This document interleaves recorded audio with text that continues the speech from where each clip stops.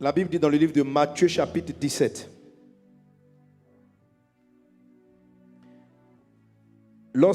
Verset 14, lorsqu'ils furent arrivés près de la foule, un homme vient se jeter à genoux devant Jésus et dit, Seigneur, aie pitié de mon fils qui est lunatique. Quelqu'un dit moi lunatique. Lunatique. Et qui souffre cruellement. Il tombe souvent dans le feu et souvent dans l'eau.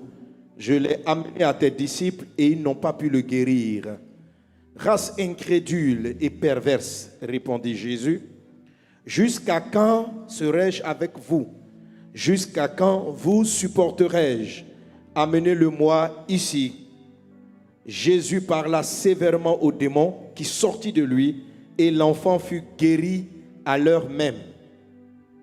Alors les disciples s'approchèrent de Jésus et lui dirent en particulier, pourquoi n'avons-nous pu chasser ce démon?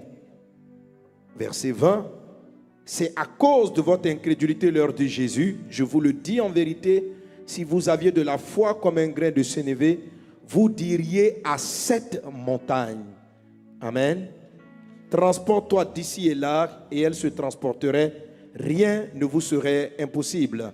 Verset 21, mais cette sorte de démon, dis avec moi, cette sorte, ne sort que par la prière et par le jeûne. Alléluia, amen. Jésus est très clair dans ce dernier verset.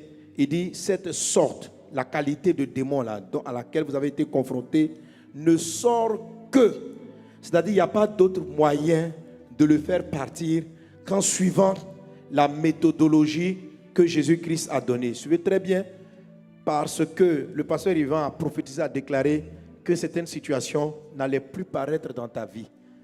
Il y a certaines situations dans la vie de quelques-uns ou de plusieurs parmi nous qui font partie de ce type ou cette sorte qui ne peut partir que, c'est-à-dire toute autre méthode que tu voudras utiliser pour traiter avec cette sorte-là ne fonctionnera pas.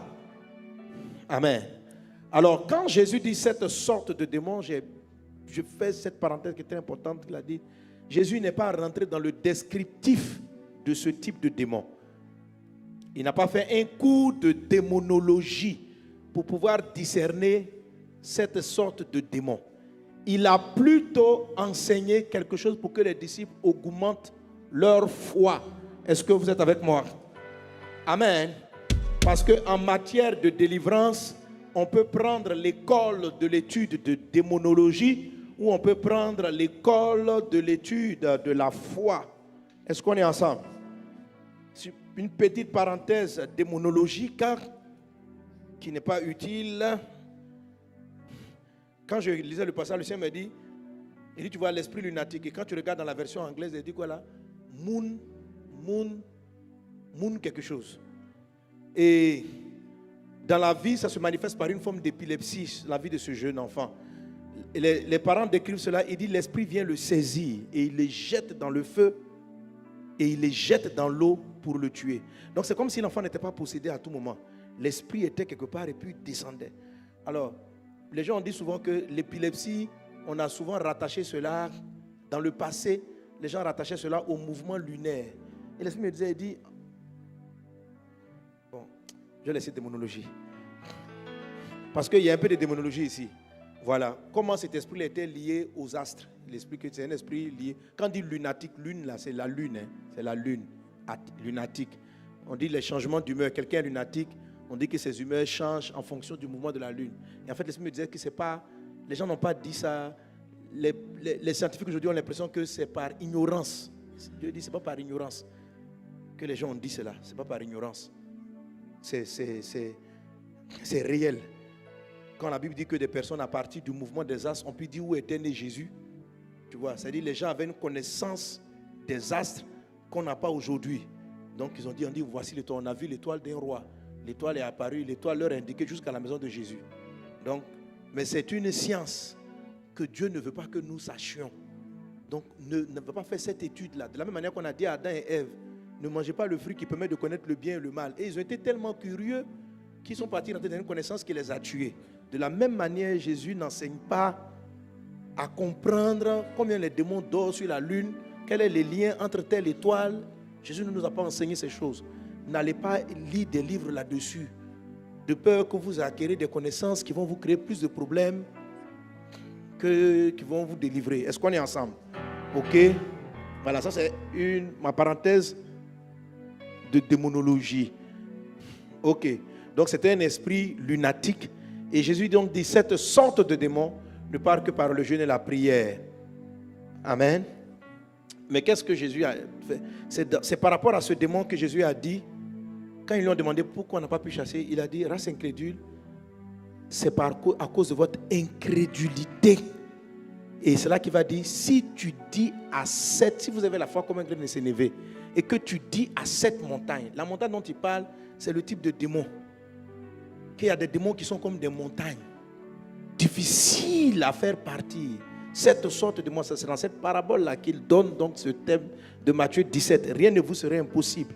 Ça veut dire qu'il y a des situations qui sont très opiniâtres, comme des montagnes, très difficiles à faire partir. Mais il dit donc, si vous aviez cette foi-là, vous diriez à cette montagne. Ce n'est pas une foi qui s'en va étudier le démon. C'est une foi. C'est quoi la foi? Quand il dit vous êtes incrédule, l'incrédulité, c'est l'incapacité à recevoir, à entendre ce que Dieu dit. D'où vient la foi? La foi vient de ce qu'on entend. Et ce qu'on entend vient de la parole de Dieu. C'est quoi l'incrédulité? C'est quand les oreilles sont endurcies.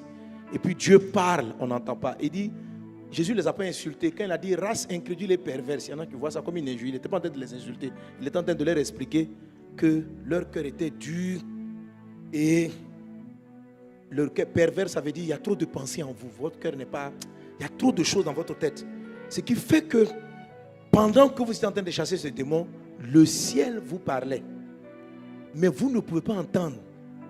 Sinon, vous auriez eu la foi. Parce que la foi vient de ce qu'on entend et ce qu'on entend. Donc, quand tu es confronté à un type de problème, Dieu te parle. Mais un cœur qui a trop de pensées et qui est incrédule ne peut pas entendre l'instruction pour finir avec ce problème opiniâtre qui te fatigue.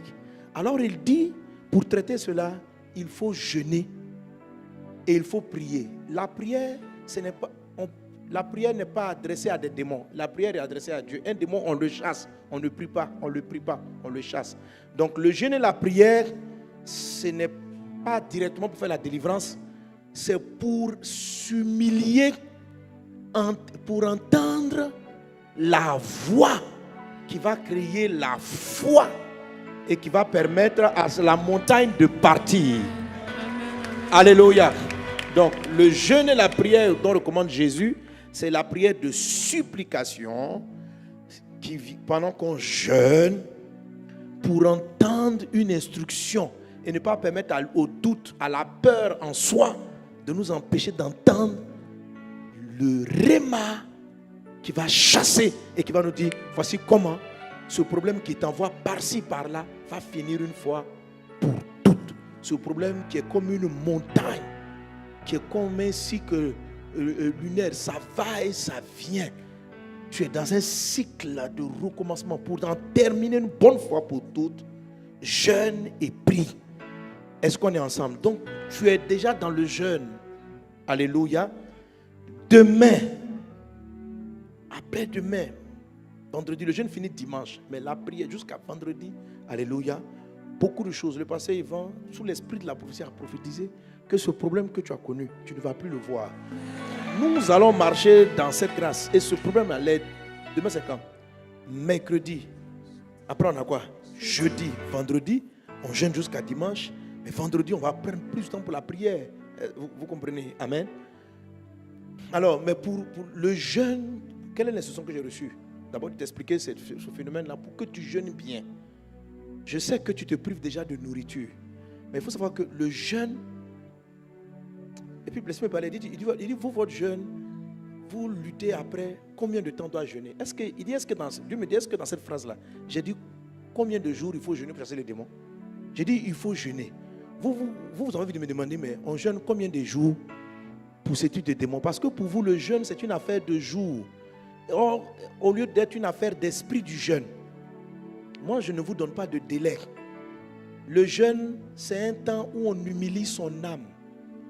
Donc, quand on dit de jeûner, pour que Dieu appelle ça un jeûne, et Ésaïe 51, lis Ésaïe 58, il dit un jour où on humilie son âme où on crie à Dieu pour entendre sa voix.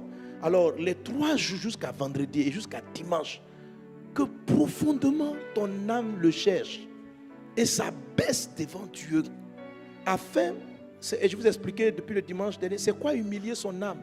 C'est enlever les passés incrédules et perverses, déposer-les le matin quand vous faites vos moments de prière, amenez-les devant Dieu.